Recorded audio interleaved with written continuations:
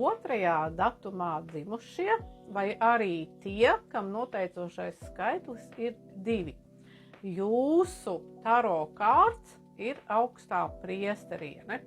Un kādas tad dara jums profesijas pēc šīs kārts, jeb pēc šīs enerģijas? Vispār, caur ko jūs varat realizēties, kādas jums dara nodarbs un kādas jums dara profesijas. Augstā priesteriene simbolizē tādu sievišķo sākumu, kas ir ik katrā cilvēkā. Un šie cilvēki ir apveltīti ar jūtīgu uztveri un ļoti labu intuīciju. Un strādājot ar savu zemapziņu, cilvēks atklāja jaunus visuma noslēpumus. Šie cilvēki ir nedaudz noslēpumaini, gudri un viedi. Viņus grūti līdz galam izprast, un viņi reti, kad atklājās pavisam. Mēdz būt noslēgti, arī noslēpumaini. Starp šiem cilvēkiem ir daudz dziednieki, zilnieki, psihoterapeiti un pareģi. Viņi intuitīvi jūt, kas notiks. Šie cilvēki nemīl steigties. Ļoti atvērti un sabiedriski cilvēki, bet atveras ne katram. Bet ja kāds viņam atveras, tad šie cilvēki tiešām māk glabāt noslēpumus. Vēl šie cilvēki intuitīvi jūt, ja viņiem melo.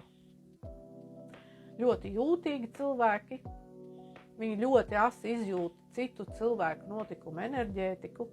Viņiem principā pietiek ar vienu skatienu, lai izprastu visu notiekošā ainu. Viņi bieži rīkojas pēc emociju un dvēseles impulsiem. Viņiem var būt grūtības izdarīt arī izvēli. Viņi var mētāties starp 2 variantiem, izjūtot nenoteiktību, šaubas un tādā veidā var palaist garām iespējas. Šie cilvēki noteikti ir komandas spēlētāji. Viņi nemīl darīt kaut ko vienatnē. Viņi ir atvērti un sabiedriski cilvēki, ļoti labi draugi.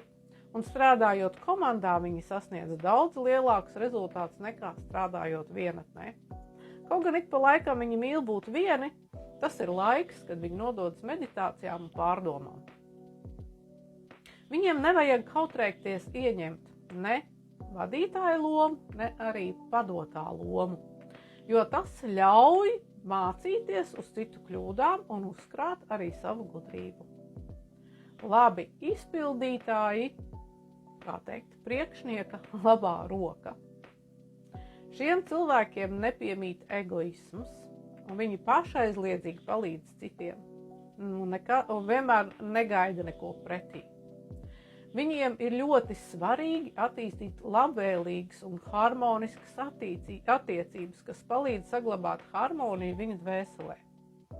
Šiem cilvēkiem nepatīk konflikta situācijas, un viņi spēj taktiski izlīdzināt asos stūrus. Viņi ļoti labi izjūt citu cilvēku iekšējo pasauli, var viegli iedomāties sevi citu vietā. Un šiem cilvēkiem tāpat arī dara tādas profesijas kā psihologs vai psihoterapeits. Lūk, tādi ir divnieciņi, jeb otrajā datumā dzimušie, vai arī tie, kam noteicošais skaitlis 2, arī noteikti ir vērts paklausīties šo.